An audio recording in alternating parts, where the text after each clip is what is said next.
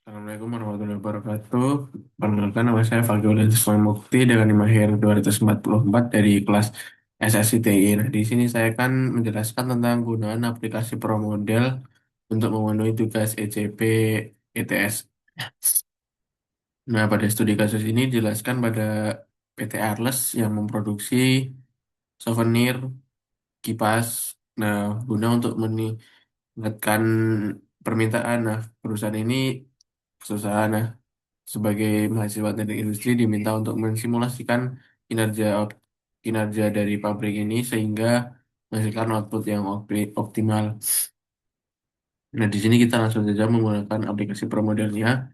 Nah, pada aplikasi ProModel ini telah diberikan studi kasus lewat soal. Nah, ini kita langsung memasukkan apa saja yang ada di soal inputnya maupun quantity maupun semuanya. Kita masukkan ke dalam aplikasi ProModelnya.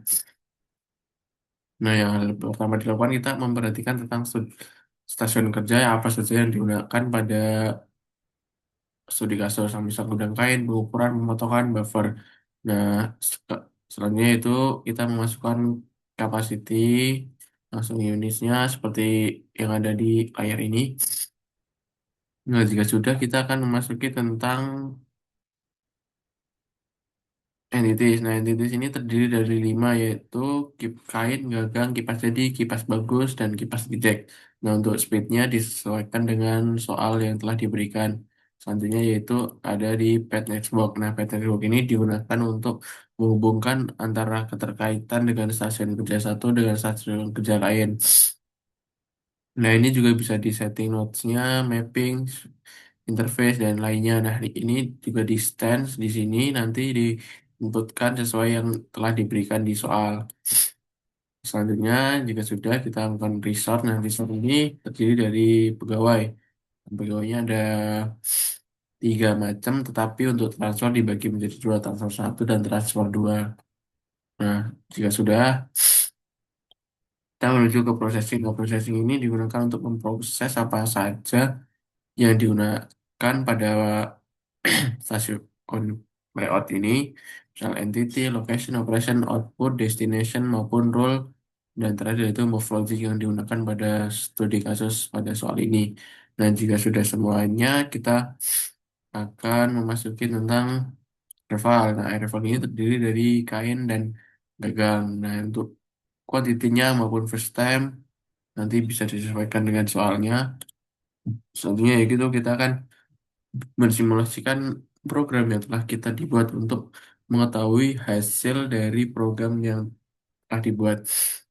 Nah, sebelumnya kita akan memasuki option terlebih dahulu. Nah, untuk runtime-nya itu 8 dan clock-nya 0,1 dengan time minutes dan number of replikasinya itu 30. Nah, jika sudah kita olehkan saja. Nah, nanti akan muncul seperti ini. Nah, ini merupakan summary atau ringkasan atau hasil yang telah di running dari proses pro model yang telah kita buat. Nah, ini untuk entity activity-nya ini seperti ini. Nah, nanti untuk pada pengolahan data yang dimasukkan di Excel itu kita menggunakan kipas yang bagus. Nah, ini merupakan ki- ini merupakan hasilnya. Kita mendapatkan segini. Nah, jika sudah, kita akan memasuki Excel-nya untuk mengetahui bahwa skenario yang nyata ini apakah valid ataupun tidak. Nah, ini udah kita masukin yang history ini berasal dari soal ya. Dan simulasi berasal dari total exit yang telah muncul. Nah, jika sudah kita menghasilkan courtois dan skewness pada hasil seperti ini. Nah, ini didapetin dari data dan data analyze. Nah, selanjutnya ada t-test. Nah, ini t-test didapatkan hasil seperti ini. Nah, untuk parameter ujinya seperti ini. Nah, ini di hipotesis ini H0 tidak terdapat perbedaan signifikan antara history dan data simulasi. Dengan H1 terdapat perbedaan yang signifikan antara history dan data simulasi. Nah, bisa disimpulkan bahwa H0 diterima.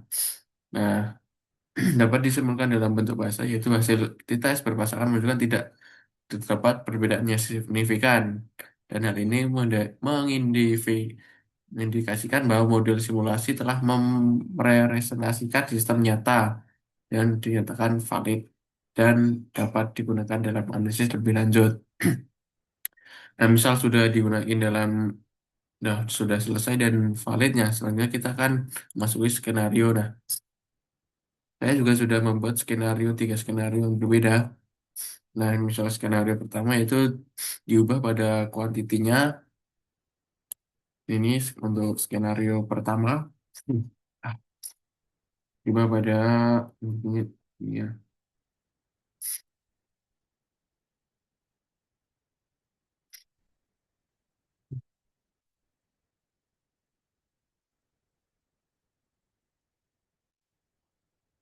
Nah, ini untuk perubahan yang telah saya ubah.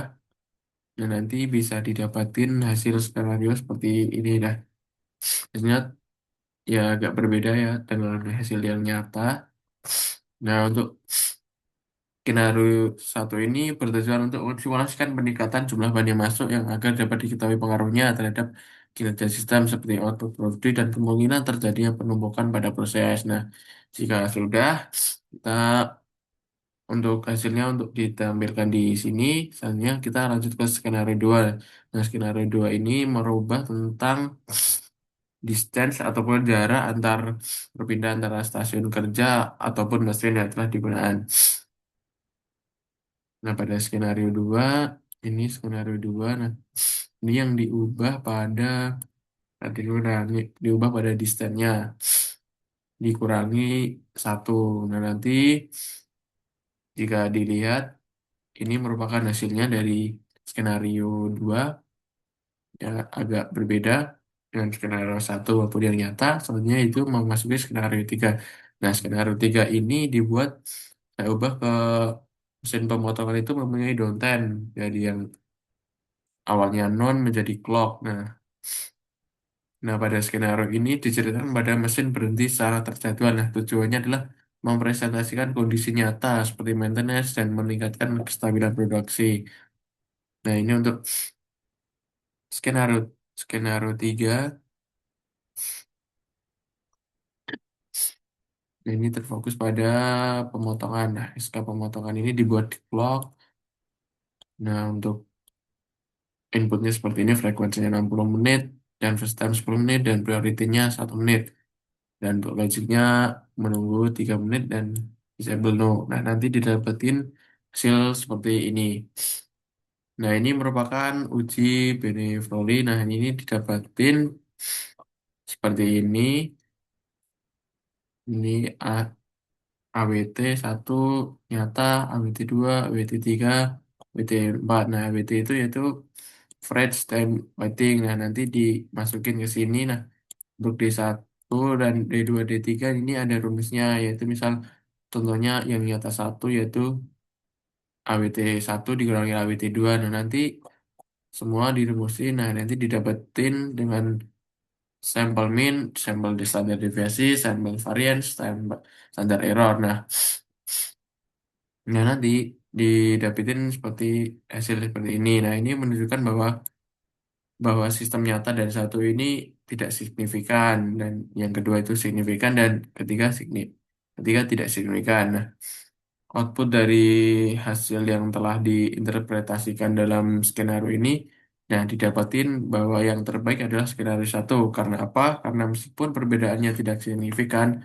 statistik, nah, nilai selisihnya terhadap sistemnya paling kecil, arahnya negatif. Nah, hingga mendekati nol lah, menunjukkan bahwa skenario satu paling mendekati performa sistem nyata dibandingkan dua skenario yang lain. Nah, skenario 2 ini justru menyimpang secara signifikan dari sistem nyata, dan seluruh satu bernilai positif sehingga tidak bisa direkomendasikan. Nah, dapat disimpulkan bahwa skenario yang satu ini terbaik meskipun kesimpulan tidak signifikan. Nah, ini merupakan tampilan dari Excel yang telah saya buat. Ini yang tadi uji validasi bahwa data yang studi kasus yang dimodelkan ini valid dan siap analisis lebih lanjut. Nah, ini merupakan